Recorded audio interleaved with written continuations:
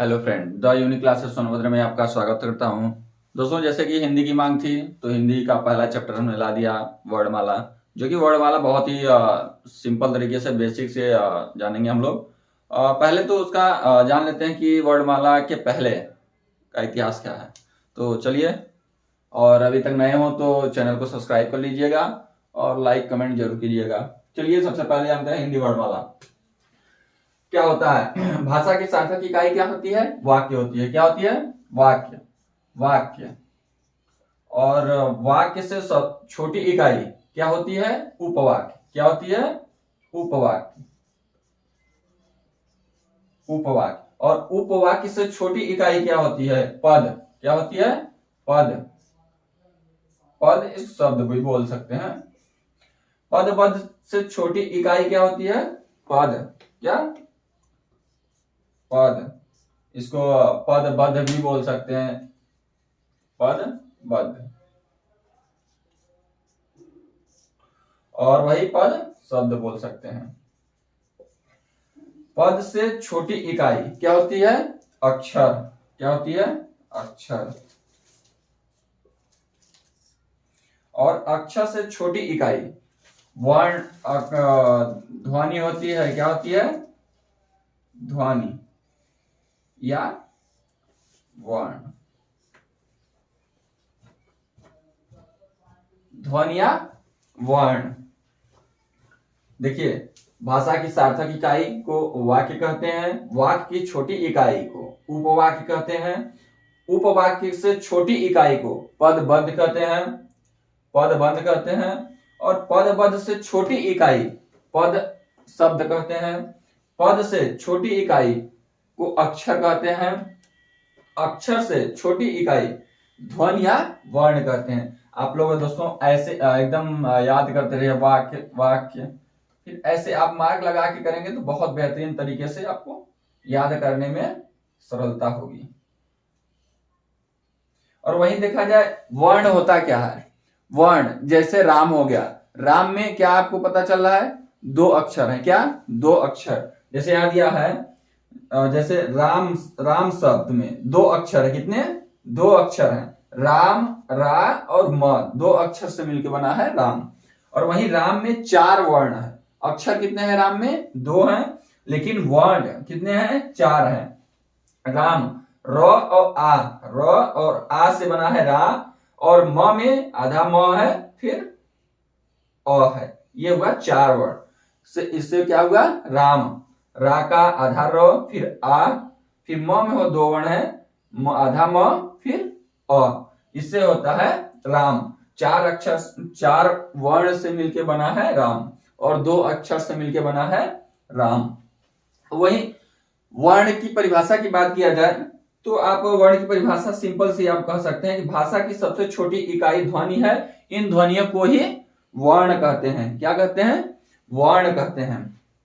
और वर्ण वर्ण कहते हैं। अब हम लोग पढ़ने वाले क्या है? वर्णमाला। चलिए, अब वर्णमाला के बारे में हम लोग जानेंगे। वर्णमाला, वर्णों के व्यवस्थित समूह को वर्णमाला कहते हैं। क्या कहते हैं? वर्णों के व्यवस्थित समूह को वर्णमाला कहते हैं। वर्णमाला, हम लोग वर्णमाला के बारे में पढ़ रहे हैं तो सबसे पहले वर्णमाला की डिफिनेशन लिख लेते हैं। वर्णमाला, वर्णमाला की परिभाषा क्या होता है? आपको क्या बताया था वर्णमाला की परिभाषा? वर्णों वर्णों के वर्णों के व्यवस्थित व्यवस्थित व्यवस्थित समूह को वर्णमाला कहते हैं। वर्णमाला कहते हैं। ये रही आपकी वर्णमाला। वर्णों के व्यवस्थित समूह को वर्णमाला कहते हैं। अब बात आती है कि वर्णमाला, वर्णमाला के देश में वर्णमाला दो भागों में विभाजित है। एक स्वर और दूसरा व्यंजन। तो वर्ण की हम लोग बात करेंगे। वर्ण की बात करेंगे। और दो भागों में डिवाइड होता है।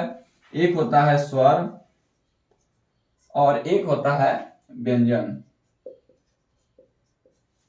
क्या होता है? व्यंजन। वहीं स्वर की बात किया जाए तो स्वर दो होते हैं, एक ह्रस्व स्वर होता है, एक दीर्घ स्वर होता है।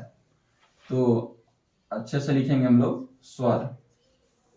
स्वर कितने होते हैं? दो होते हैं। कौन कौन से?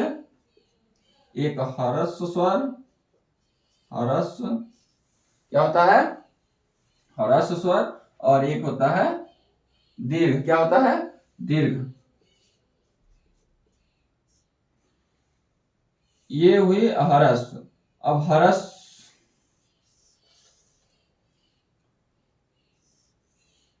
दो होते हैं। और अगर ह्रस्व स्वर की बात किया जाए तो ह्रस्व स्वर में आपके आपके चार होते हैं। चार होते हैं। कौन कौन से? लिखते जाइएगा। अ, ई और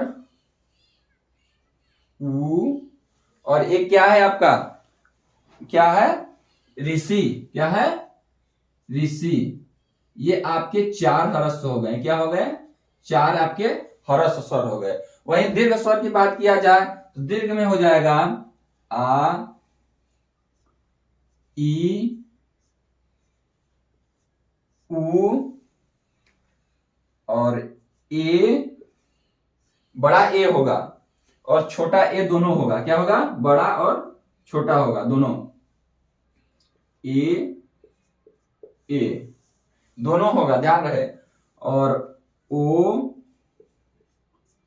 औ।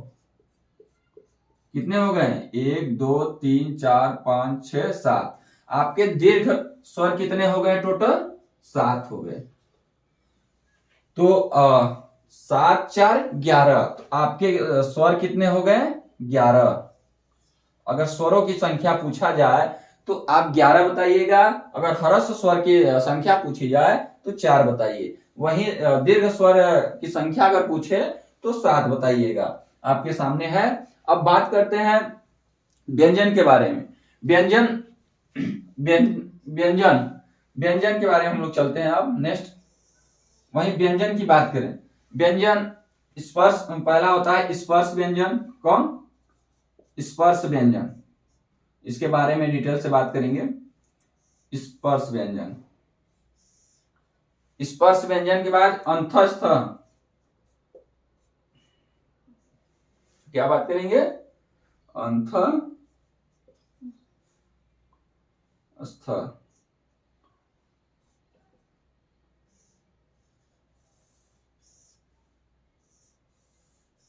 और वही बात करेंगे ऊष्म व्यंजन। कौन? ऊष्म, यानी मुख से जो ज्यादा हवा निकलती है उससे।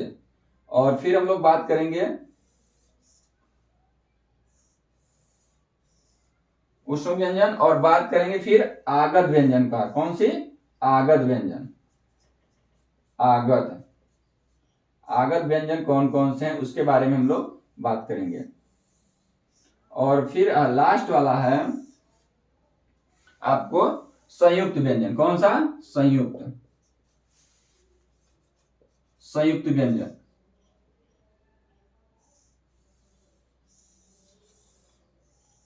संयुक्त, ये आपका व्यंजन व्यंजनों की संख्या कितनी होती है बता दूं आपको।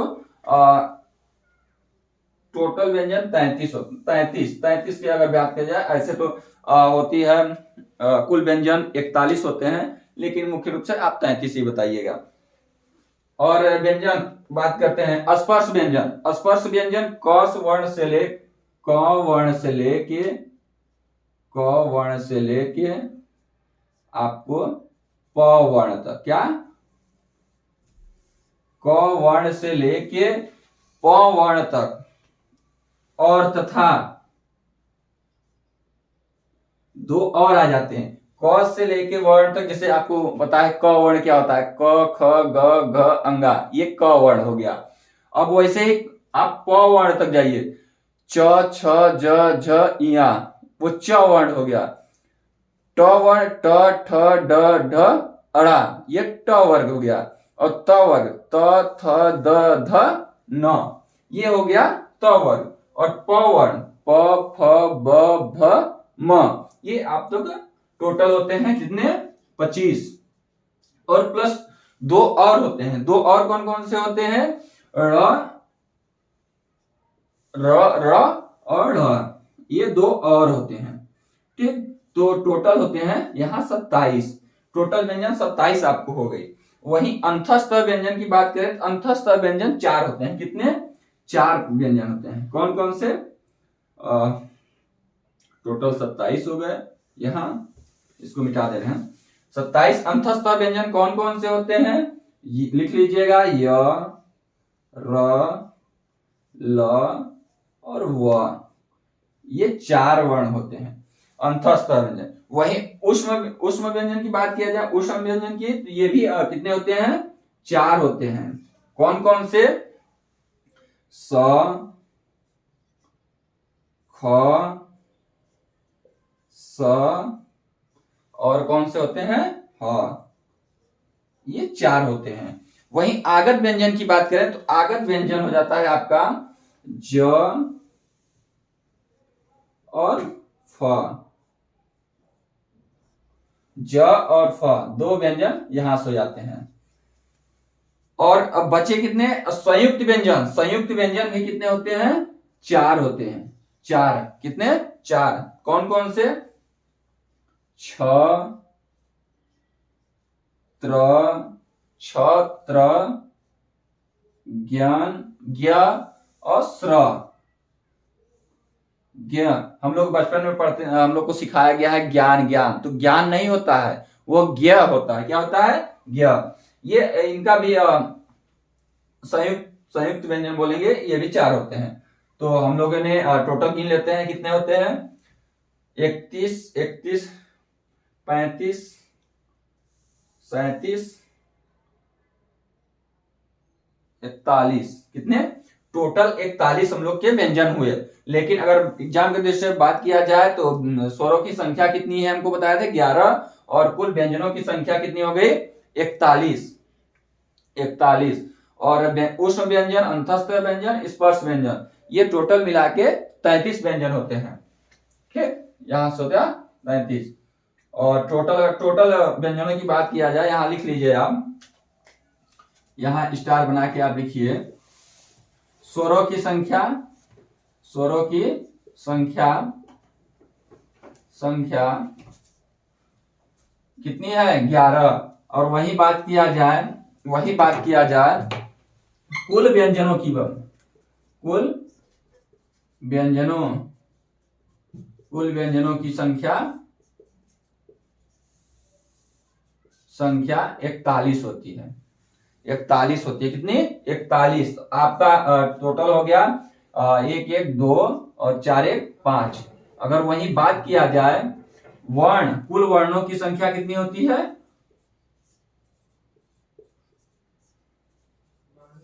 कुल वर्ण की संख्या जो होती है आपको 52 होती है। क्या होती है, 52। ये आपके सामने रहा, आप देख लीजिएगा। और अगर बात करें ह्रस्व स्वर, जिन वर्णों का उच्चारण बिना किसी अवरोध आगत के तथा बिना किसी स्वर के वर्ण की सहायता में, मतलब सहायक से होती है, उसको हम लोग क्या कहते हैं, स्वर कहते हैं। वर्णों के टोटल वर्ण आपके कितने हो गए, 52।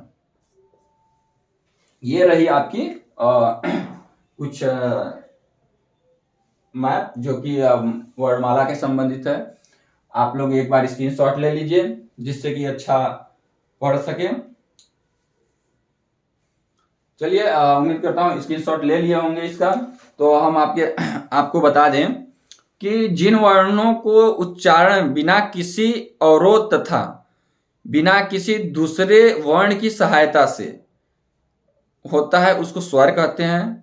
जिन स्वरों के उच्चारण से कम समय लगता है, उसको ह्रस्व स्वर कहते हैं। सबसे कम समय लगता है ह्रस्व स्वर कहते हैं बोलने में। अगर बोलने में ज्यादा आपकी समय लगता है तो दीर्घ। जैसे आप बोलिए मतलब बोलिए, जैसे सर से निकल गया, बहुत कम आवाज है लेकिन आ बोलने में क्या होता है, ई उ, मतलब ज्यादा समय लग रहा है, लेकिन यही बोलेंगे तो कम लग रहा है। और वही बात होती है जिन वर्णों में, जिन स्वरों के वर्ण उच्चारण में सबसे ज्यादा अधिक समय लगता है उसको हम लोग दीर्घ स्वर बोलेंगे। ह्रस्व स्वर आपके ह्रस्व स्वर 4 हैं, दीर्घ स्वर 7 हैं, स्पर्श व्यंजन 27 होते हैं, और वही क वर्ड से प वर्ड तक संख्या 25 होती है, 25 होती है, और 2 बढ़ गए हैं तो 25 2 27 होते हैं टोटल। और वहीं अंतःस्वर व्यंजन की बात किया जाए तो 4 होते हैं, य र ल व। और वहीं उष्ण व्यंजन की बात करेंगे स ख स ह 4 होते हैं। वहीं आगत में बात किया जाए ज और फ होते हैं। वहीं संयुक्त व्यंजन में छ त्र ज्ञ और श्र ये होते हैं आपके। उम्मीद करता हूं बहुत ही अच्छी तरह से आपको समझ में आया होगा।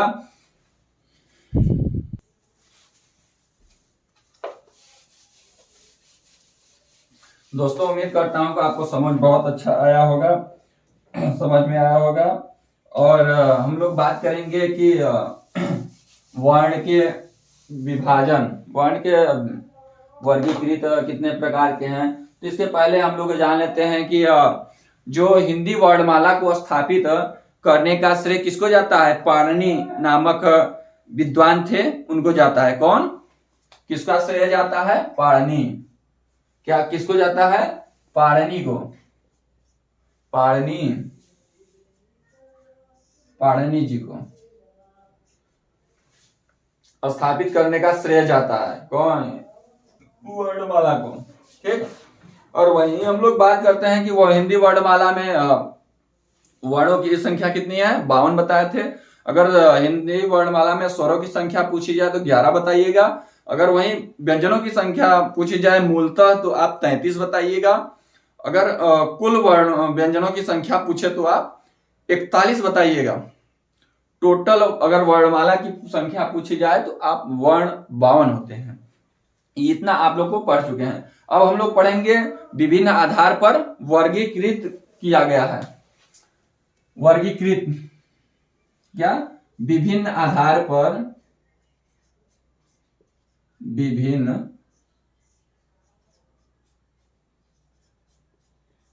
आधार पर वर्गीकृत वर्णमाला का वर्गीकृत किया गया है। तो हम लोग देखते हैं कौन कौन से वर्गीकृत किया गया है। तो आपका पहला व्युत्पत्ति के आधार पर। कौन? व्युत्पत्ति के आधार पर। हम लोग इसके बारे में डिटेल से पढ़ेंगे। व्युत्पत्ति के आधार पर आप लोग नोट्स बनाते जाइएगा, बहुत ही शानदार तरीके से जा रही है। और दूसरा होता है उच्चारण के आधार पर। क्या? उच्चारण के आधार पर। उच्चारण के आधार पर। उच्चारण के आधार पर। वही तीसरा होता है प्रयत्न के आधार पर। क्यों? प्रयत्न के आधार पर।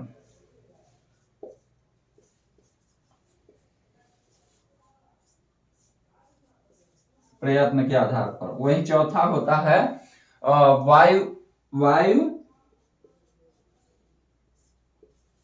वायु प्रक्षेप के आधार पर।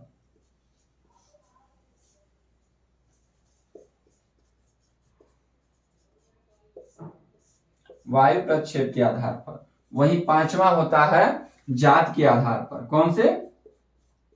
जात के आधार पर।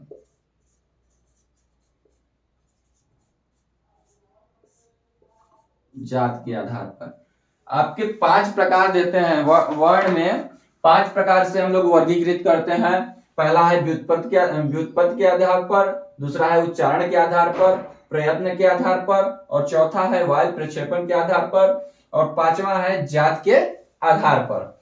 और उम्मीद करता हूं कि आपको वीडियो बहुत ही अच्छी लग रही होगी। अच्छी लग रही हो तो लाइक जरूर कीजिएगा। अब हम लोग आज की क्लास यहीं पर समाप्त करते हैं। कल इसके आगे कंटिन्यू हम लोग करेंगे व्युत्पत्ति के आधार पर। तो सभी को, साथियों को बहुत बहुत धन्यवाद। अच्छा लगे तो लाइक करिएगा, कमेंट करिएगा।